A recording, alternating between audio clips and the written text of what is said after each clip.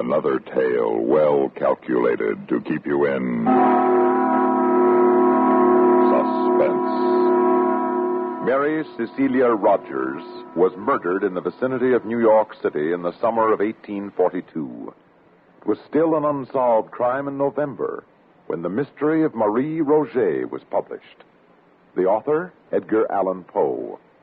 It paralleled in every essential detail the murder of Mary Rogers. Poe wrote it far from the scene of the atrocity, with only the newspaper reports of the day. Nevertheless, the subsequent confession connected with the murder of Mary Rogers confirmed not only the killer named by Poe, but all the chief details by which he arrived at his identification.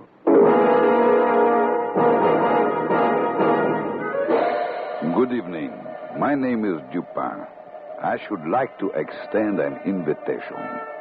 Regard first a certain event which truly occurred in New York City on a warm summer night in 1842.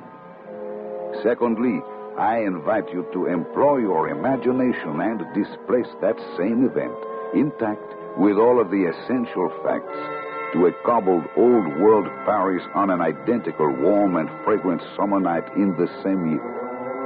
Lastly, and most interesting, I should like to invite you to attend that event. It is a murder.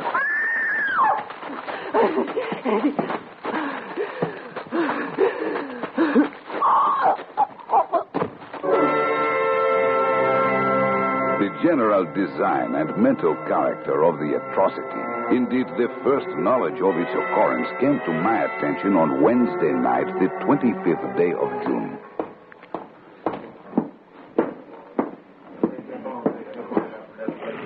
Who is the prefect of police? I am, monsieur. Dupin? Yes, monsieur. Oh, thank you for coming, monsieur. I wasn't certain my messenger would find you. No, this way, monsieur. Please. André, the lantern for Monsieur Dupin. Oh, she died harshly. Yes. Beaten, choked, drowned. Oh, yes, quite harshly, yes. She was beautiful, monsieur. Once, perhaps, yes. Still. But Mademoiselle what?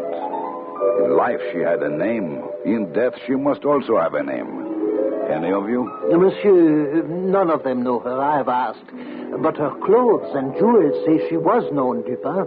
Good clothes, torn and disordered in her terrible struggle, but good.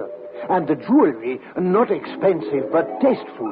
This woman, in my opinion, Dupin, was known. And loved, Monsieur Prefect. No doubt.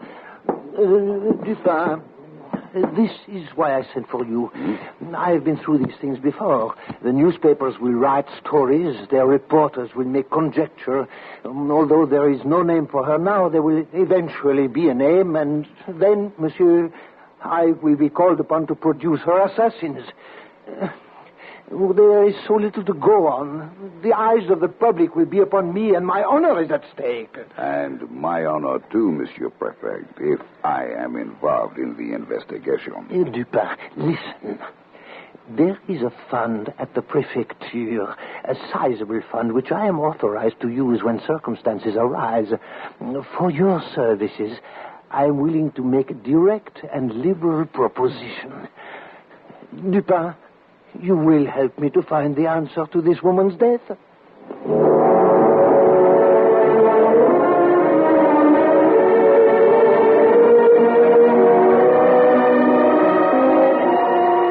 a foam about the mouth, as in the case of the merely drowned monsieur.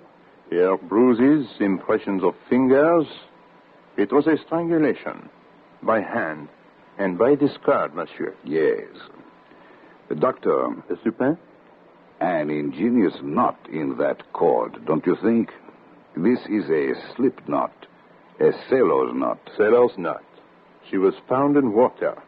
Why did she die, monsieur? For her beauty, perhaps. For her love. Her hate. It was Sunday. Huh? Observe, doctor. There are no marks to prove she was weighted and then shaken loose. Yes, she quit life on Sunday. Murdered in the dark, thrown into the river, unweighted. Monday, Tuesday, she remained as a corpse, will on the bottom. And then on the third day, tonight, as a corpse, will, she rose. She was murdered on the bank, then taken out to her grave in a boat. And there had to be a man who knew how to handle a boat in the tricky current. Who is there? It is I, the prefect. I have someone who thinks he may know her. Come in, monsieur. Ahead of me, please. With your permission, Doctor, Monsieur Dupin, Monsieur Beauvais. How do you do? How do you do? Monsieur Beauvais has been searching since Monday for news of a Marie Roget. Mademoiselle Roget is an employee of Monsieur Beauvais, correct, monsieur? Yes, I am a perfumer. I called on her mother, Madame Roget, Monday when Marie did not appear at my shop. Madame informed me that Marie had left Sunday to visit her aunt at Roget. She has not yet returned. I see. And what else? Well, I cannot say, monsieur. So far, I have ascertained that she never arrived at Roget. And indeed, no one has seen her since Sunday. Not even Jacques Saint-Eustache. Who is Jacques Saint-Eustache, Beauvais? Monsieur Saint-Eustache is the accepted suitor of Marie Roget. He lodges and takes meals at the pension kept by Madame Roget. He was to have gone for his betrothed at dusk Sunday and to have escorted her home. In the afternoon, it rained heavily, and supposing that she would remain at her aunt's, he did not think it necessary to keep his promise. She has stayed there under similar circumstances. And where is Jacques Saint-Eustache at this moment? Searching and anxious as I am for Marie Roget. But where he went, I do not know. It is 3 days since Sunday. 4 days, really. But 3 that Marie Roget has been considered missing. Your search is tardy. I know, monsieur. Well? I am at your mercy. She has disappeared twice. Ah. The first time she disappeared was about 3 years ago. Her mother or friends were unable to account for her disappearance. I was distracted with anxiety and terror. Did you notify the police? In that case, immediately, sir. But suddenly, Marie reappeared one fine morning after being absent a whole week. So you did not call the police this second time she disappeared? Well, what has happened once can happen again, monsieur. What did happen that week she was away? I do not know. I do not honestly know. But you doubt the story of visiting a relative? I will not say. Show him what we have, Doctor. If you will kindly step over here, Monsieur Beauvais. Now, Monsieur Beauvais, if you please. Do you know this woman, sir? It is her. It is Marie Roget. Oh, it is her. Poor little Marie. Poor Marie. Why does Beauvais cry, Dupin? The girl only worked for him. Ah, he has not told us all. He is suspect, Dupin, and I will have a word with him. Huh? Stay. But Dupin, why does he weep for a shop girl, a grisette who is promised to another? He weeps for youth and beauty.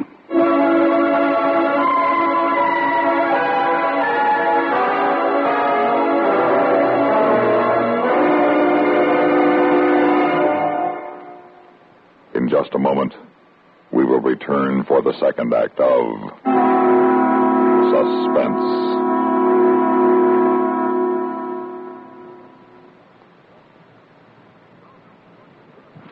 Welcome, recording star Mel Torme. It's terrible trying to sing with a bad cold. So I always take 4-way cold tablets to relieve cold miseries fast. Good idea. Tests of all the leading cold tablets proved 4-way fastest acting. 4-way starts in minutes to relieve muscular pains, headache, reduce fever, calm upset stomach, also overcomes irregularity. When you catch cold, try my way. Take 4-way cold tablets. A fast way to relieve cold distress and feel better quickly. 4-way, only 29 cents. Our program will continue in a moment after a word about another fine product of Grove Laboratories. Does dandruff dull your hair, leave scalp itchy? Get Fitch Dandruff Remover Shampoo and get rid of unsightly dandruff in 3 minutes. 3 minutes with Fitch regularly is guaranteed to keep embarrassing dandruff away forever. Apply Fitch before wetting hair, rub in 1 minute. Add water, lather 1 minute, rinse 1 minute. Every trace of dandruff goes down the drain. 3 minutes with Fitch, unsightly dandruff's gone. Fitch can also leave your hair up to 35% brighter.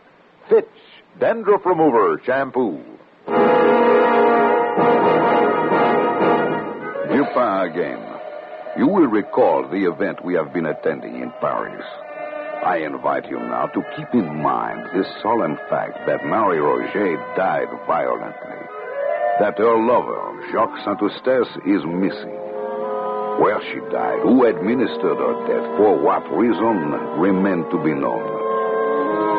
Attend at this point another event, if you will, which was arranged by that zealous and righteous man, the prefect of police.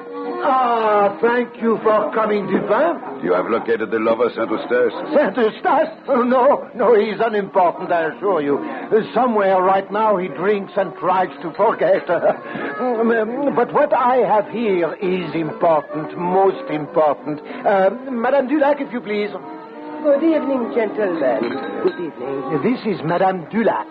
She has something of interest to tell you, and I have something of interest to show you. Good evening, madame. I have maintained this tavern many years. Right here, close to the bank of the river. No fear with me, madame. I have no authority to do anything but respect your person and your thoughts. What is this information? I saw a young woman here Sunday. Monsieur says it was Marie Roget. It was, definitely. Just a moment. Sunday? Yes, mid-afternoon. And later, perhaps. Where? Right here in my tavern. She arrived accompanied by a young man of dark, swarthy complexion. The two remained here for some time. On their departures, they took the road through some thick woods, that way. Toward the river, Dupin. And this is a secluded neighborhood. Oh, go on, madame, go on. Soon after they left, a gang of miscreants made their appearance here. They behaved boisterously. They ate and drank without payment, then left and followed the route of the young girl and the young man, that same way. I see. About dusk, the same gang reappeared and recrossed the river in great haste. I see. And you are certain it was Marie Roget? Never fear. My men spoke with an omnibus driver, a man named Valence, who knew Marie Roget. He claims he saw her cross the Seine on the Sunday afternoon in question with a swarthy man who fits the exact description of Madame. What else, monsieur? I will show you. Come on.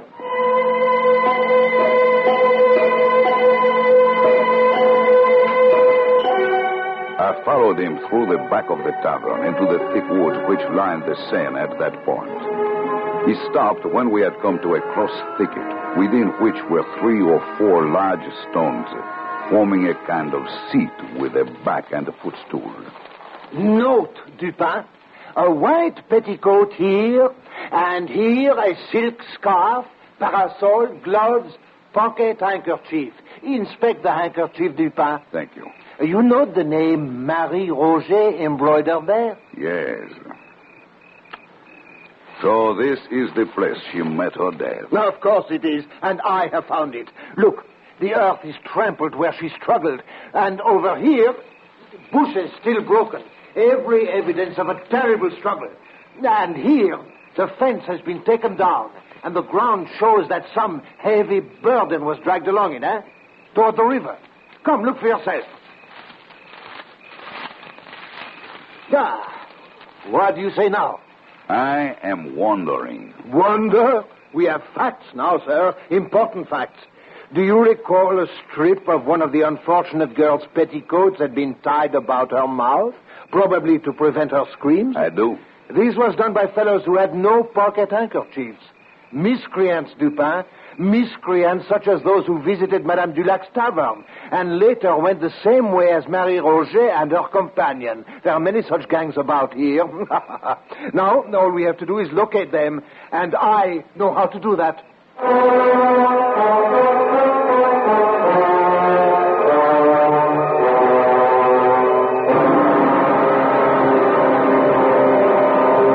In just a moment, we will return for the concluding act of Suspense.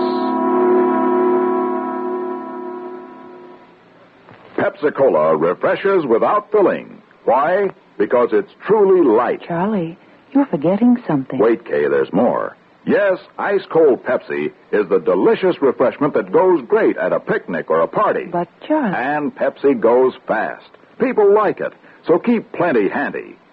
There. Oh, you did fine, except for one thing. Well, I mentioned lightness and how Pepsi refreshes and how fast it goes. You left out Pepsi sociability. You know the Be Sociable song. But, Kay, I can't sing. I can. Listen. Be sociable, not smart. Keep up to date with Pepsi.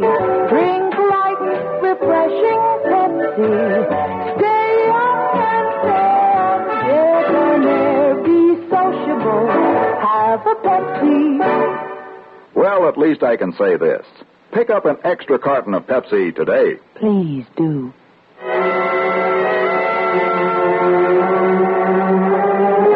That night, the shrill cries of the Paris newsboys proclaimed the prefect's resolve. He offered a reward of 20,000 francs and a full pardon for any king's evidence. It was an accepted conclusion that Marie Roget had been waylaid and slain by a gang of miscreants in the vicinity of Madame Dulac's tavern. Well, now you defeated Monsieur Dupin, now that I have solved the mystery of Marie Roget? No, monsieur. I have doubled the reward. Soon one of the miscreants will come forward. Then you will see. 40,000 francs should be temptation enough. 20,000 was temptation enough. What? No one will come forward, sir. A gang such as he is hoped for would be composed of men who have never seen more than 100 francs at one time. 20,000 would bring all of them, if they had any knowledge of Marie Roget's murder. They are just waiting, you know that. Waiting? When each is in jeopardy because of the other? Oh, we shall see, Dupin. Wait. It was one man. Huh? A man who dragged the body of Mademoiselle to the river's edge. A gang, even two men, could have carried it. A gang would have lifted it over the fence easily instead of taking a fence down, as it was taken down. One man labored hard. My conjecture is as good as yours. Are you talking of Saint-Eustache? No, he is quite unguilty. Monsieur, allow me to point out that the newspapers, the police, all have identified themselves with what apparently happened. We must consider what did not happen. First, a gang did not set upon her and murder her. Secondly, Marie Roget had no intention of visiting her aunt at Rue des Drômes when she left her mother and lover last Sunday morning. Dupin, if you have confidential information, explain yourself. I have the same information as you, nothing else. You said she had no intention of visiting her aunt that day. Why do you say that? Monsieur, consider what might have happened if her intended, Jacques Saint-Eustache, had called for her at her aunt's and discovered she was not there, that she had not been there all day. He would have been chagrined, suspicious, angry. Saint-Eustache would have been all of these. Something for Marie Roget to worry about when she returned home. But nothing to worry about if Marie did not intend to return home. A point to consider, perhaps. Go on. Consider that she kept a rendezvous instead. This we know. A rendezvous with a swarthy man. We have been told by two witnesses who saw him. Now, monsieur, I ask you, as I have asked myself, did this swarthy companion allow Marie to be slain before his eyes? Or was he himself slain trying to help her? If so, where is his body? He left her before she was set upon, obviously. Did he leave her alone in such a dark district? They quarreled. Indeed they did. Another question. Marie Roget's death is known everywhere in France. Why has he not come forward to help us clear up the mystery? For many reasons. Perhaps he's married. He has left. He's uninformed. He has a swarthy complexion. A sea complexion. A well-attested fact. Now accumulate that with the cord that was tied about her neck in a sailor's knot. Monsieur Dupin, I cannot... And the need of a skilled boatsman to handle a boat on the river to dispose of the body. But it could be anyone. No, it could not. Huh? Marie Roget was a gay, not an abject girl, and no common seaman for her. An officer, a naval officer, monsieur, like the one who might have led her into a false elopement the first time she disappeared. 3 years pass, the approved time for a French man-of-war to consume encircling the globe. The officer returns, thinking of the same coquette, Marie Roget, the same bargain. What he has managed to do once, he can do again. Marie meets him Sunday for this purpose. Then she thinks the better of an elopement and refuses to accompany him. Saint Eustace has captured her love. Her former lover slays her in quick anger, and he drags her body to the river, commandeers a boat, and... Where do I find him? On whatever ship has arrived from the world cruise. His name? What is his name, Dupin? Inquire for the name of the young officer who has applied for leave to get married. But there must be many such among a ship's complement returning after a long cruise. Agreed. But, Monsieur Prefect, there is only one naval officer who has returned to his ship without a bride. Entrez! Entrez! We leave at once for the naval yards.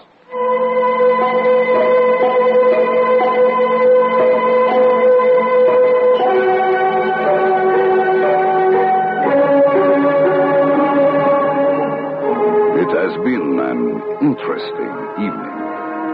And now I issue a last invitation, my friends. I invite you to retain all that you have heard and employ this time, instead of your imagination, your sense of reality.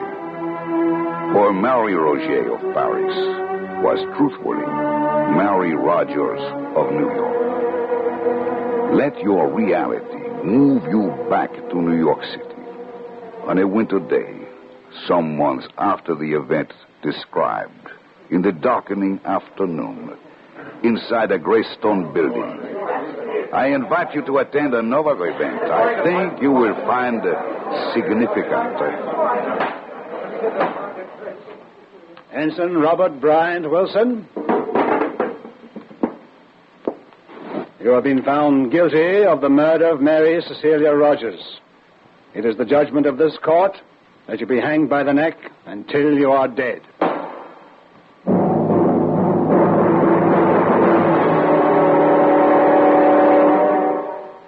Suspense. You've been listening to The Mystery of Marie Roget, a story by Edgar Allan Poe, written for Suspense by E. Jack Newman. In a moment, the names of our players and a word about next week's story of Suspense.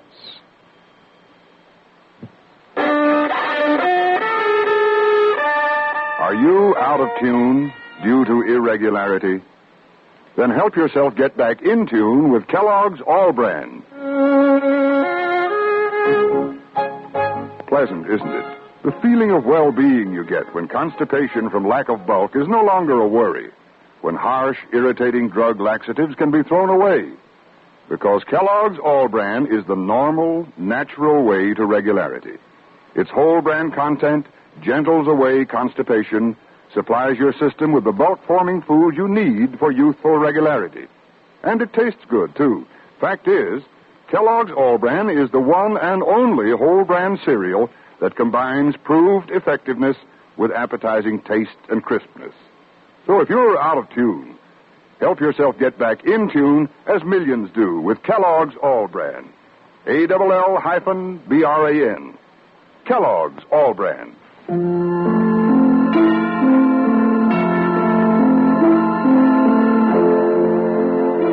Heard in tonight's story were Jackson Beck as Dupin, Bob Dryden as the Prefect, and Guy Rep as Beauvais.